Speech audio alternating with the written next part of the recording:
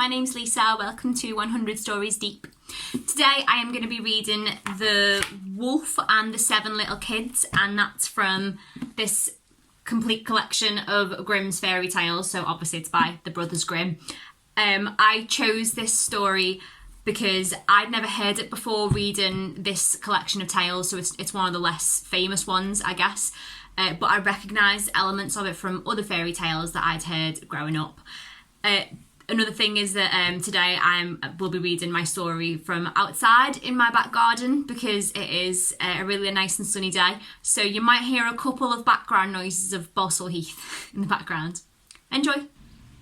There was once upon a time an old goat who had 7 little kids, and she loved them all with all the love of a mother for her children. One day, she decided to go into the forest and fetch some food. So she called all 7 to her and said, "Dear children, I have to go into the forest. Be on your guard against the wolf. If he comes in, he will devour you all, skin, hair, and all. The wretch often disguises himself, but you will know him at once by his rough voice and his black feet." The kids said, "Dear mother, we will take good care of ourselves. You may go away without anxiety." Then the old one bleated and went on her way with an easy mind. It was not long before someone knocked at the door and called, "Open the door, dear children. Your mother is here and has brought something back with her for each of you." But the little kids knew it was the wolf by the rough voice. "We will not open the door," cried they. "You are not our mother. She has a soft, pleasant voice, but your voice is rough. You are the wolf." Then the wolf went away to a shopkeeper and bought himself a great lump of chalk, ate this, and made his voice soft with it. Then he came back, knocked at the door of the house, and cried, "Open the door, dear children. Your mother is here and has brought something back with her for each of you." But the wolf had laid his black paws against the door, and the children saw them and cried, "We will not open the door. Our mother has not black feet like you. You are the wolf." Then the wolf ran to a baker and said, "I have hurt my feet. Rub some dough over them for me." And when the baker had rubbed his feet over, he ran to the miller and said, "Strew some white meal over my feet for me." The miller thought to himself, "The wolf wants to deceive someone," and refused. But the wolf said, "If you do not do it, I will devour you." Then the miller was afraid and made his paws white for him. Yes, that's how people are. So now the wretch went for the 3rd time to the door, knocked at it, and said, "Open the door for me, children. Your dear little mother has come home and has brought every one of you something back from the forest with her." The little kids cried, "First, show us your paws that we may know if you are our dear little mother."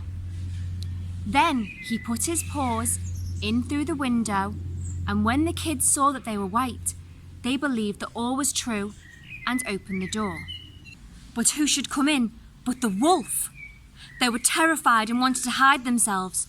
One sprang under the table, the second into the bed, the third into the stove, the fourth into the kitchen, the 5th into the cupboard, the 6th under the washing bowl, and the 7th into the clock case. But the wolf found them and used no great ceremony. One after the other he swallowed them down his throat. The youngest, who was in the clock case, was the only one he did not find. When the wolf had satisfied his appetite, he took himself off, laid himself down under a tree in the green meadow outside, and began to sleep. Soon afterwards, the old goat came home again from the forest. What a sight she saw there! The door stood wide open.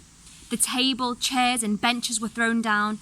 The washing bowl lay broken to pieces, and the quilts and pillows were pulled off the bed. She sought her children, but they were nowhere to be found. She called them one after another by name, but no one answered. At last, when she came to the youngest, a soft voice cried, "Dear mother, I am in the clock case." She took the kid out, and it told her that the wolf had come and eaten all the others. Then you may imagine how she wept over her poor children. At length, in her grief, she went out, and the youngest kid ran with her. When they came to the meadow, there the wolf lay by the tree and snored so loud that the branches shook. She looked at him on every side and saw that there was something moving and struggling in his gorged belly. "Heavens," said she, "is it possible that my poor children whom he has swallowed down for his supper can still be alive?"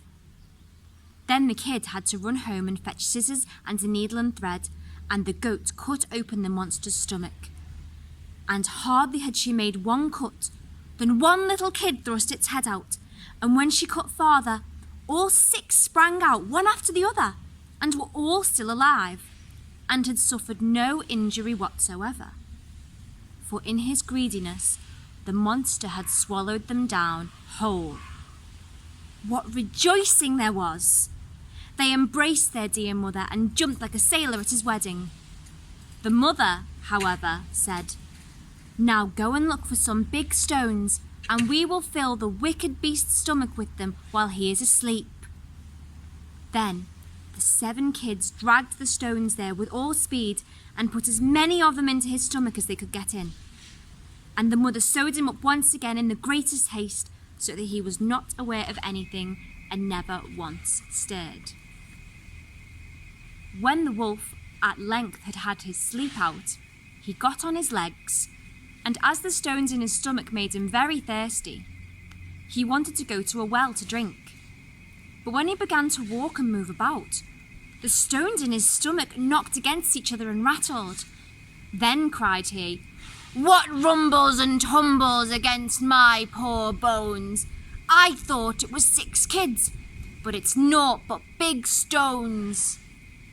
And when he got to the well and stooped over the water and was just about to drink, the heavy stones made him fall in, and there was no help, but he had to drown miserably. When the 7 kids saw that, they came running to the spot and cried aloud, "The wolf is dead! The wolf is dead!" and danced for joy round the well with their mother. The end. Thank you for listening. You can watch and listen to more stories from the 100 Stories Deep series if you click subscribe using the link below. So before I head off, I will leave you with a little thought, a little provocation. And for this story, I just really want to hone in on, there's like one particular line that really stood out to me, and it's such a small moment in it, but I feel like everything centres around that. And it's the one moment when the miller was afraid, when the miller doesn't want to make his paws white for him, and he was afraid and says no, but then he gets threatened by the wolf, and it says the miller was afraid and made his paws white for him. Yes, that's how people are. And it felt like such a fleeting moment in the story, but I felt like it was a really integral moment in the story. And it just makes me go to so many examples of other times when people are afraid for themselves, so they do something that they know will hurt somebody else. So I guess I just want to leave you with that little thought, really. So yeah, thanks, goodbye.